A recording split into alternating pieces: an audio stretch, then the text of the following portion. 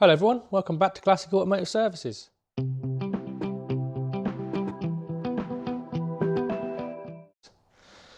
Right, this week we've been getting on with the prototype TR8 engine.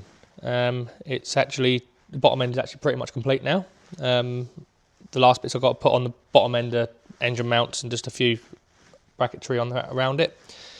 And then it's going to be ready for the top end of the engine to be built up. We have got some videos of the bottom end being put together. I've got to look at them, make sure they're okay first. I've done them on my own. So they may or may not go in the video. Hopefully they will. But if they don't, we'll go through a few things on it now. So if you watch the previous videos, when we stripped the engine down, it wasn't in a good condition at all. So it's been rebored on plus 20s. The crankshaft had to be ground on down to plus 10s. And that meant it will have to be rebalanced as well. So it's all been fully rebalanced, which, as I said last week, we've got the balance sheet and we'll go through the balance sheet this week. We've got a new camshaft in it. It is standard profile. Block was acid dipped and it's coming along very well. But a few things to look out for when you're building an engine is obviously bearing clearances. A lot of different engine builders run their own clearances. But rule of thumb generally is 1 thou per inch of journal on the big ends and mains. So we've checked all the clearances on it. They're all absolutely perfect. We have actually got 1 thou per inch of journal. Ring gaps, I'm not going to give away all my secrets, and plus there's so many debates about ring gaps online, so there's bound to be someone argue with them. What I've set them to, I've never had an issue with them, so that's what they're set to. But when it does come to ring gaps, you're always better off a tiny bit loose than tight. If it's tight, you're going to have an issue. The edge of the ring will butt up through heat and it will nip the piston up and cause a lot of damage. So if you're not sure on ring gaps, you're always better off being a bit loose than tight. But these ones I've set where I want them. They're absolutely perfect. What else have we got on the engine? We've got obviously the new water pump. We've got the front pulley back on it. Oil pump isn't in yet. I've got to put that in. So that's another job I've got to do on it. What else have we got? So one thing I've come across in the past, if you're ever building an engine and you have a crankshaft reground, one thing to look out for is a good radius on the main bearings and the big end bearing journals. So what I mean by that is, imagine, excuse the crudely drawn H's, imagine that is your crankshaft journal there. If you've had it reground and you've got sharp corners, that is no good. Then you need to find yourself another machine shop or get them to put it right, as that will actually weaken the crankshaft and it causes a place where they crack.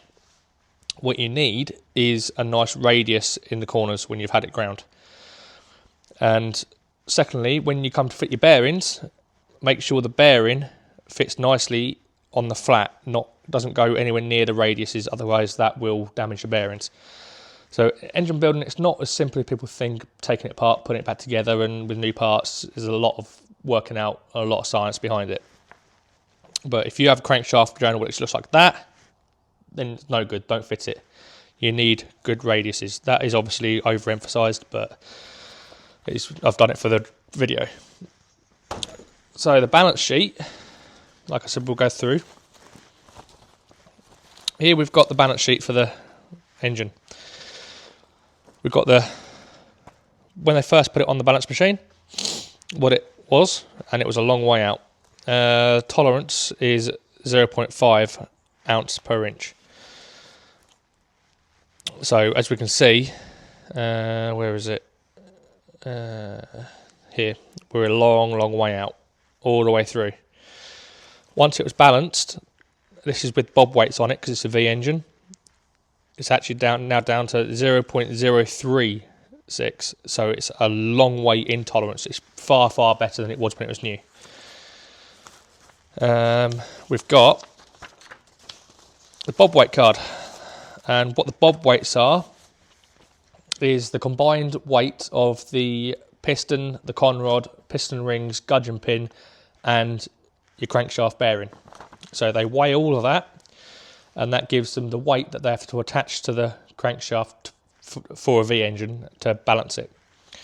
So this is all the weights for the bob weight card. Then we've got, this is the weights of the pistons, and is it conrods as well? No, just pistons. This is the weights of the pistons, new out of the box, which they're all over the place, which is surprising for high quality pistons. These are Hepalite AE pistons, but it goes to show you shouldn't just take it for granted and fit them, because you will throw the balance in your engine out. It is critical on all engines, whether it's a road engine or a performance engine, race engine, to balance the engine. And you'll actually get a far better engine out of it at the end of the day. So that was the weights before they balanced the pistons. And that's the weights after corrected piston rod weight. This is the weights afterwards. And they're all very, very close now. They're not 100%, but they are very, very close. And obviously the pistons and rods were all balanced before they'd worked out the bob weights. So they're all balanced, then they'd work out the bob weights, and then do the crankshaft. So that's the TR8 engine. I don't think there's anything else to go through on it. We've got the sump back on it. All nice new. We've got all the original nuts and bolts all replated, but it's gonna look lovely when it's done. It really is. We've got plenty of pictures of it all going back together inside, with all the new timing chain and timing gear sets in there as well. So we'll put them in. But that's all we've got on the TR8 engine at the moment. We're now waiting for the heads to come back from the machine shop so I can assemble them and put them on. This afternoon I am going to get on and put engine mounts on it. I'll probably soak up the cam followers in some oil and get the cam followers in.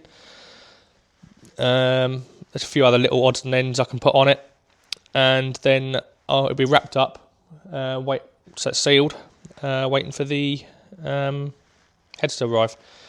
So we'll move on to the next project we've got in at the moment. So we'll just move this over there and we'll move on to the next project. Right, here we have the engine for the prototype TR8, and the block has all been thoroughly cleaned. New core plugs installed. We've got 4 out of 5 main bearing caps in it, and we are ready to start checking our bearing clearances. So once I've got the block cleaned, what I did is then I've gone around and I've tapped out every single thread on the block to make sure all the threads are perfectly clean, as if they're not, you won't actually get the correct torque figure. If I grab a bolt, hold on, I've got a main bearing bolt, get me out, you should be able to wind it in all the way with your fingers till it bottoms out. Right, here we have the crankshaft all in and torqued up. One thing you've got to remember is to fit your little cross seals here and here. Put a very small smear of sealer on them, and also on the bottom face of this cap put a very thin smear of sealer towards the oil seal, otherwise you will have an oil leak on one of these Rover engines. Another tip as well is to fit your rear main oil seal when you're laying the crankshaft in. If you fit your main seal and then lay it in, it's really easy to get the seal in. So it all turns absolutely beautifully, just as it should do. If I can grab hold of the crank somewhere. If I just grab hold of it, there we are. Turns absolutely lovely. Just do it with one finger, as you should be able to. So that's got some nice thick assembly lube in it, as it's going to be sat on the stand for a little while before it goes back in the car. The assembly lube I'm using is Miller's. It's Miller's engine assembly lubricant. So it's nice and thick and gloopy. So that will stay in there. But there's the go. There's the crankshaft in. So as soon as the sealer's gone off, I'll get a blade and just flush them off. And I can now start getting the pistons and rods sorted out and doing the piston ring gaps, as they're quite critical as well. When I say they're critical, if they're too tight, you get a lot of bore wear, possibly have a ring snap when it warms up. Or worst case scenario is they nip up and actually break the piston. So it's something else you've really got to check. As on all engines, you've got to check absolutely everything when you're building it. So we'll leave it there. So we've got another project in.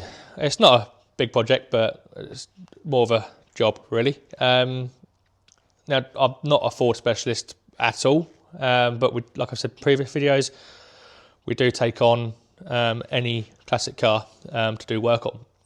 Most of them is pretty much the same sort of stuff, mechanical wise. So we've got this Mark 1 Cortina in. It's actually quite a nice car. It's going to be a wedding car. The owner uses it in his business for his business for weddings. Well, he will do once we get it all sorted out. It came in as a non-runner. The story behind it is it'd been to another company first of all. It'd been there for a considerable amount of time, and 3 of their mechanics looked at it, and none of them could get it to run. I don't know why, because it was quite simple to get it to run. But we got it in, and we got it to run, and that's when the issue started. It was very, very smoky. It was breathing out the crankcase breather quite a lot, and it was running really, really rough. And after we started looking into it, it turned out it had an engine change at some point in its life. It's supposed to be 1200, it's had a 1300 engine put in it. And we had to, because it's a pre-crossflow, I don't know that much about Fords. It took a little bit working out to work out what engine is actually in it. And we've done that by the cast numbers on the block. So once we worked out it got a 1300 engine in it, it then was apparent that it got the wrong carburetors and manifolds on it. So it was just running sick as a dog. With the issues of it smoking and burning oil and blowing out the breathers as well, we decided, okay, let's pull the engine out and have a look at it and sort it out. So we've got the engine out, which is over here. So, dipstick tubes there. So we've got the engine out, and what did we find? Well, it wasn't good. It really isn't good. It's been built at some point in the past, very, very badly. It's already on plus 20 pistons, and the wear on the bores, it is probably the worst ridge in the bores I have ever come across. I don't even think it'll bore out to plus 40 and get rid of it, so it's going to have to go to plus 60. And as we're building the engine now, and we're going to do a reconditioned engine for it, not a rebuild as we were going to do initially, and there is a massive difference in that. I'll go into that another time. What we're going to do with it now is we're going to, like I said, recondition the engine. We're going to run it on twin 40 side drive Webers. If the camshaft is no good, then we're going to put a slightly sportier cam in it and just make it so it's a little bit more sort of pepped up, because the car is a nice car and it's sort of a Lotus looking car, but it's not. It's got Lotus tributes to it, let's say. It's got steel wheels, although it's grey, it's got a red stripe down the side with the red rear panel. So it's sort of a Lotus tribute, but not, if you kind of get what I mean. So with the Webers and that on it and a slightly tuned engine, it'll sound the part as well. If you kind of have a look at the engine, what we found well, so far all we've done is taken the head off of it, and we have verified it is a 1300 by measuring the stroke. We're on plus 20 pistons. Bad ridge in the bore, but what got me was, if you look at the piston very closely, it says front there. Right there, it says front. Right across there. So, correct me if I'm wrong, but that's the front of the engine, not that. Front should always face the front of the engine.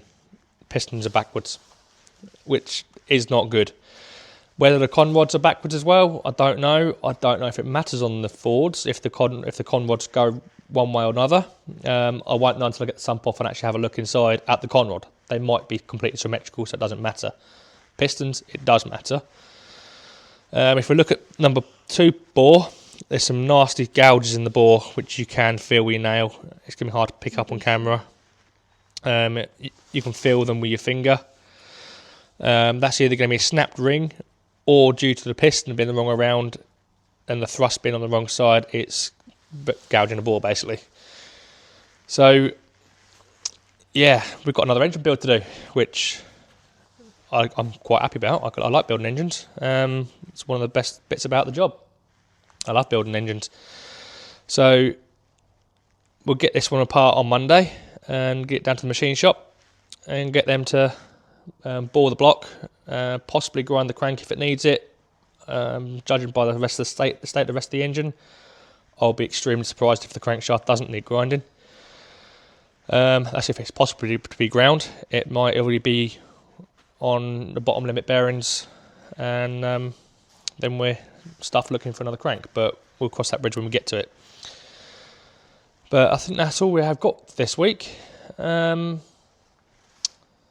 can't really think of anything else. We've just been mainly doing the engines and obviously diagnosing this one. So please like and subscribe, and we'll see you next week.